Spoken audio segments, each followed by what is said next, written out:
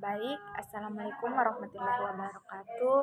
Perkenalkan nama saya Nur Nabila, kelas C jurusan Perbankan Syariah. Di sini saya akan membahas terkait pembahasan pertama yaitu pengantar dari ekonomi makro. Langsung saja kita masuk pada inti-inti dari pengantar ekonomi makro ini. Yang pertama itu ada di masalah utama ekonomi. Yang kedua ada ekonomi makro mikro dan yang ketiga itu ada indikator makro dan mikro.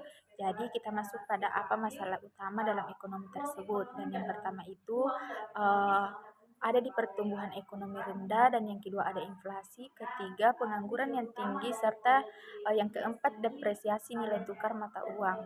Nah, kita lanjut ke pembahasan yang kedua yaitu selanjutnya apa sih yang dilakukan pemerintah terkait masalah-masalah yang terjadi pada ekonomi saat ini. Yang pertama ada kebijakan fiskal di mana mengurangi tingkat pengangguran dan yang kedua moneter di mana menjaga inflasi dan menjaga nilai rupiah. Dan yang ketiga kebijakan perdagangan agar yang menganggur dapat mendapatkan pekerjaannya.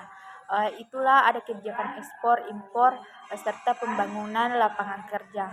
Dan selanjutnya kita masuk pada apa sih perbedaan antara makro dan mikro ini. Nah, mikro ini memandang uang tidak penting, yang penting itu ada harga yang relatif karena apa? Karena yang mempengaruhi kemiringan kurva permintaan sedangkan makro menganggap uang itu penting karena uang terjadi salah satu yang sangat berpengaruh terhadap ekonomi tersebut. Dan yang kedua itu apa? Selanjutnya yaitu mikro berbicara individu dan individu sedangkan makro berbicara mengenai unsur pemerintahan.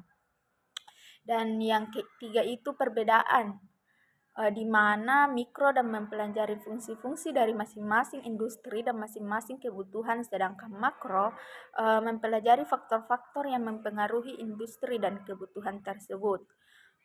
Selanjutnya kita masuk ke indikator dalam ekonomi makro mikro ini.